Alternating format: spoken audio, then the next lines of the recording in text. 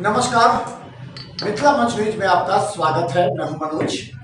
मिथिला मंच न्यूज प्रत्येक दिन गंभीर मुद्दे पर चर्चा के लिए हम अपने स्टूडियो से बात करते हैं दरभंगा के वरिष्ठ डॉक्टर, अनुभवी डॉक्टर एवं विभिन्न विभागों के बड़े अधिकारियों से, क्योंकि हम चाहते हैं कि हमारे इस कार्यक्रम से जनता को ज्यादा लाभ पहुंचे। तो हमारे साथ हम बता दें, रोजदीप मेडिसिटी के वरीय डॉक्टर हैं, जो डायरेक्टर हैं, चेयरपर्सन है हमारे साथ डॉक्टर गुंजन त्रिवेदी। गुंजन जी, आपका स्वागत है। नमस्कार भैया, नमस्ते, थैंक यू।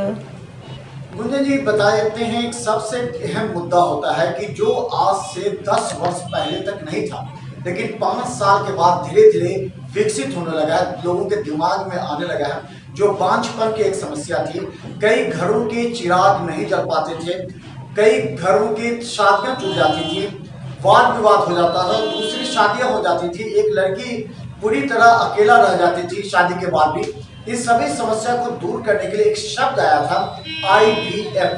क्या है IVF, गुंजन जी? IVF को का फुल फॉर्म है इन विट्रो फर्टिलाइजेशन।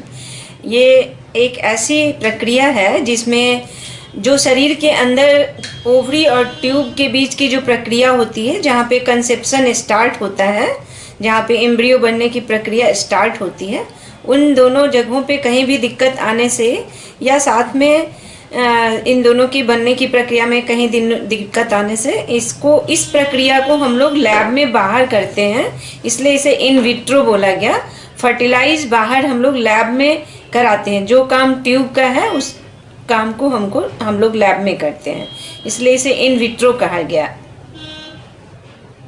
तो ये चीज हमको लगता है कि 5 साल में बड़ी तेजी से विकसित हुई है, लोगों के जेहन में आने लगा, पहले ये नहीं था। तो जब आपने ये काम प्रारंभ किया होगा, पहले जो लोग थे वो उतने शिक्षित नहीं थे, इतने आधुनिक तौर पर इस तरह का एक्सेप्ट नहीं कर पा रहे थे पहले। तो उस समय कैसा अनुभव हुआ जब आप इस काम को प्रारंभ कर रही थी, गुंजन जी? जी, ये काम हम लोग जब देखे कि हमारे बिहार के मरीजों को बाहर जाकर इस प्रक्रिया के लिए बहुत मशक्क़त करनी पड़ रही है, उन्हें 2-2, 3-3 महीना बाहर जाकर वहाँ रहने का खर्च उठाना पड़ रहा है, तब फिर IVF की महंगी प्रक्रिया से गुजरना पड़ रहा है, तब हमारे मन में ये इच्छा हुई कि हम अपने मरीजों को, यहाँ के मरीजों को ये सुविधा यहीं पहुँचाएँ। और इसी विचार के साथ हम लोग यहाँ पे अपने यहाँ IVF की व्यवस्था लेकर आए हैं। और आज के समय की जितनी भी आधुनिक व्यवस्था है, चाहे वो ICSI हो या टीजा हो, पिज़ा हो, और साथ में एम्ब्रियो फ्रीजिंग हो, एम्ब्रियो स्पर्म बैंक, ओवा बैंक, सब कुछ लेकर आए हैं।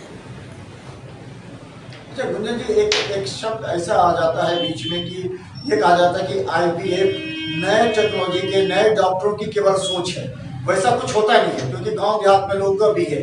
लेकिन ऐसे केसेस आ जाते हैं जिससे लोगों को लगने लगता है कि नहीं, एक IVF किसी घर की खुशी को लौटा सकता है। बिल्कुल, लगता है? बिल्कुल, ये कई हजारों लोगों, क्या लाखों लोगों की ज़िंदगी में खुशियाँ वापस लेकर आया है और आता रहेगा।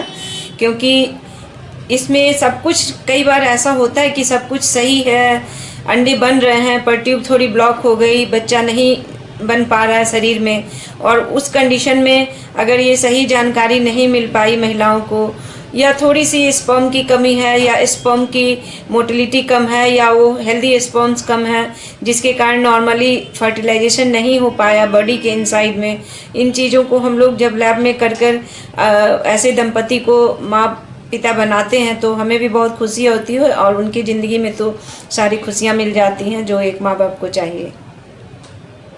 अच्छा गुंजन जी, इसके लिए एक जानकारी के लिए, ताकि जो इससे संबंधित लोग हैं जो जानना चाहते हैं उसके लिए, कि क्या टाइम बाउंड होता है, अगर किसी भी महिला को कितने दिनों के बाद IVF के संपर्क में आना चाहिए, कितने दिन वेट करने के बाद आना चाहिए, इसके लिए कोई समय अवधि है? जो एक इनफर्टिलिटी की डिफिनीशन होती है उसमें कहा गया है कि अगर 1 ईयर ऑफ अनप्रोटेक्टेड इंटरकोर्स हो, दैट मीन्स 1 साल बिना आप किसी कॉन्ट्रासेप्टिव मेथड के साथ रहते हैं और बच्चा नहीं रुक पाता है, इसका मतलब है कि कहीं ना कहीं प्रॉब्लम है। तभी लोगों को जांच में चले जाना चाहिए कि किस कारण से बच्चा नहीं रुक रहा है।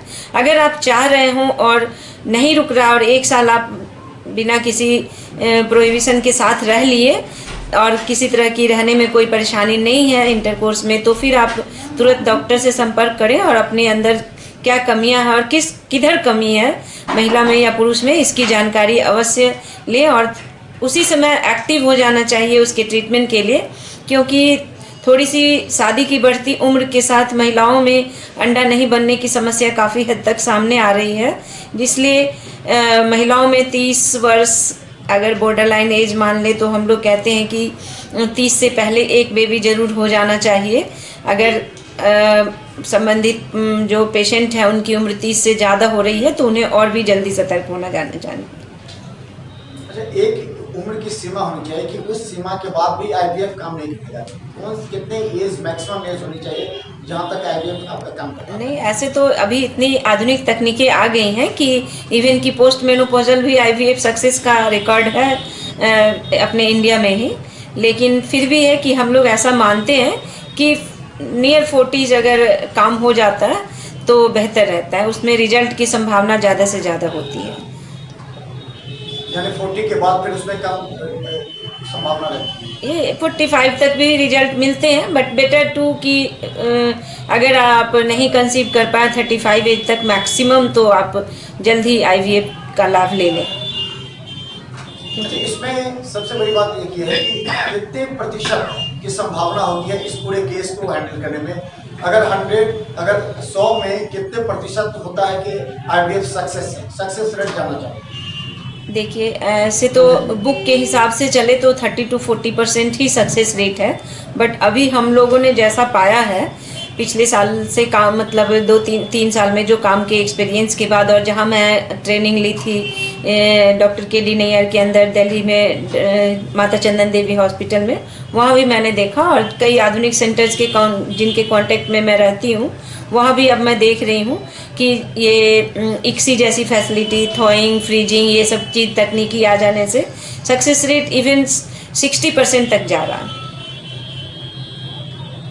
अच्छा, एक सवाल ये है कि जब आपके कंसल्ट में आएंगे कोई पेशेंट, तो उस कंसल्ट में आने के कितने ड्यूरेशन के बाद तक आपके संपर्क में रहना है और कितने ड्यूरेशन में पता लग जाता है कि ये सक्सेस हो गया है? ये ओवरऑल फर्स्ट जैसे पहली बार आते हैं पेशेंट्स जो इनफर्टिलिटी लेकर, एक हम लोग प्राइमरी लेवल के चेकअप से गुजारते हैं पति पत्नी दोनों को कि किस लेवल का प्रॉब्लम है, फिर उस प्रॉब्लम के अकॉर्डिंग हम लोग पढ़ते हैं। अगर हस्बैंड में कोई प्रॉब्लम नहीं है तो पहले फीमेल का थॉरो चेकअप हुआ, अंडा बनने की प्रक्रिया देखी गई, ट्यूब क्लियर है या नहीं देखी गई, इन हिस्टेरोस्कोपी के द्वारा जो इंडोमेट्रियम होती है उसकी लाइनिंग की सिचुएशन, या जो बच्चेदानी का घर कह लें, कैविटी जो होता है यूट्रस का, उसका सिचुएशन देखते हैं कि वहाँ कोई प्रॉब्लम तो नहीं है।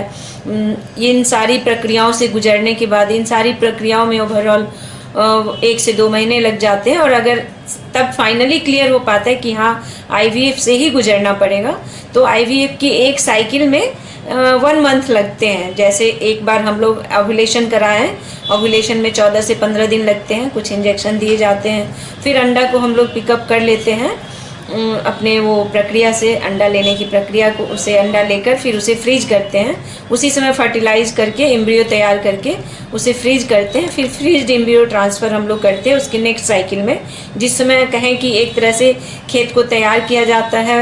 अगर घरेलू भाषा में बोले तो इंडोमेट्रियम की लाइनिंग तैयार की जाती है, जिसको आप समझ सकते हैं कि खेत को तैयार किया जाता है, जहाँ हमें एम्ब्रियो को उपजाना है, बच्चे को डालना है, जमाना है, तो उसको तैयार करके फिर नेक्स्ट साइकिल में, कई बार ऐसा होता है कि नेक्स्ट साइकिल में भी अगर हमें सही वातावरण वहाँ का नहीं दिख रहा है तो हम लोग फिर अच्छे रिजल्ट की संभावना लेकर एक आध साइकिल और रोककर और बेहतर एम्ब्रियोमेट्रियम प्रिपरेशन की देखते हुए, संभावना रखते हुए एक साइकिल और आगे भी बढ़ सकते हैं।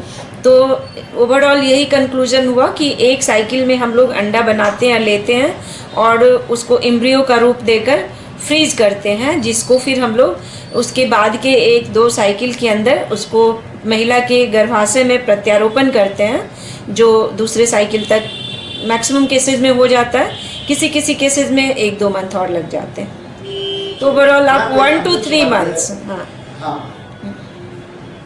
एक अंतिम सवाल ये भी है जी कि एक महिला पर कितने बार एक्सपेरिमेंट किया जा सकता है सक्सेस के लिए? ऐसे तो 4-5 टाइम्स भी जा जाते हैं, लेकिन हम लोग 3 टाइम्स अटेम्प्ट्स का ही टारगेट लेकर चलते हैं। क्योंकि ये डिपेंड करता है कि हमें अंडे भी कितने मिले हैं इस टारगेट पे भी।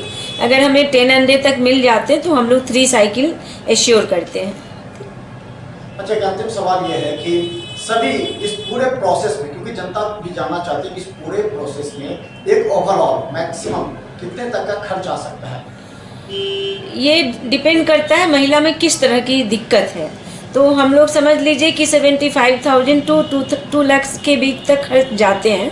लेकिन ये डिपेंड करता है कि जो महिला है या पुरुष है उनमें किस प्रकार की दिक्कत है, उस दिक्कत के अकॉर्डिंग खर्च आगे पीछे हो जाता है।